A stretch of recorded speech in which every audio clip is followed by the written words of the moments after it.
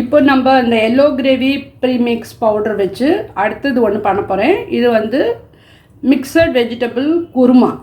இதுக்கு நம்மளுக்கு என்னென்ன இன்க்ரீடியன்ட்ஸ் வேணுன்றது சொல்கிறேன் நான். ஆயில், ஜீரா, வெங்காயம் நான் வந்து ஒரு பெரிய வெங்காயம் நல்லா சாப் பண்ணி வச்சுருக்கேன். அண்டு 2 தக்காளி சாப் பண்ணி வச்சுருக்கேன். அதுக்கப்புறம் வெஜிடபிள்ஸ், மிக்ஸ் வெஜிடபிள்ஸ், காலிஃப்ளவர், பட்டாணி, பீன்ஸ், கேரட், அப்புறம் குடமிளகாய் எல்லாமே சாப் பண்ணி பாயில் பண்ணி எடுத்து வச்சுருக்கேன் நான். அதுக்கப்புறம் இது வந்து நம்மளோட yellow gravy premix powder.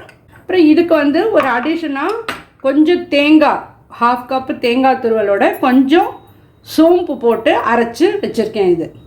So இது வந்து நம்ம எல்லோ கிரேவி ப்ரீமிக்ஸ் பவுடர் வச்சு மிக்ஸ் வெஜிடபிள் குருமா எப்படி பண்ணுறதுங்கிறது தான் நம்ம இப்போ பார்க்க போகிறோம்.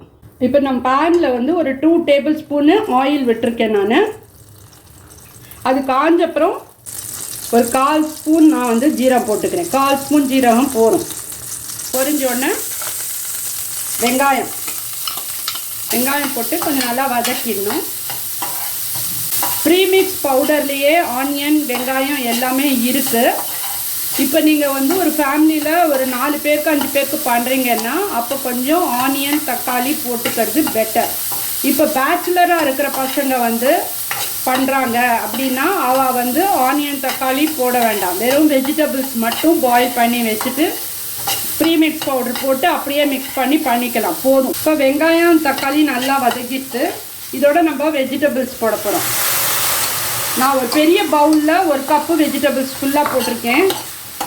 இப்போ இந்த நான் கிரேவி பண்ணுறது வந்து கண்டிப்பாக ஒரு 4 பேர் சாப்பிட்ற மாதிரி உங்களுக்கு வரும். இந்த கிரேவி ப்ரீமிக்ஸ்லேயே சால்ட்டெல்லாம் இருக்குது. இருந்தாலும் நம்ம இப்போ அடிஷனாக வெங்காயம், தக்காளி, வெஜிடபிள்ஸ்லாம் ஆட் பண்ணியிருக்கிறதுனால அதுக்கு ஒரு தேவையான ஒரு 1/2 ஸ்பூன் சால்ட் கொஞ்சம் போட்டுக்கிறேன் நான். 2.5 ஸ்பூன் டீஸ்பூனில் நான் வந்து ப்ரீமிக்ஸ் எடுத்திருக்கேன்.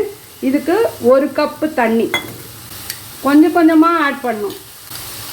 ஆட் பண்ணி நல்லா மிக்ஸ் பண்ணிவிட்டு அப்புறம் இன்னும் கொஞ்சம் ஆட் பண்ணிக்கும்.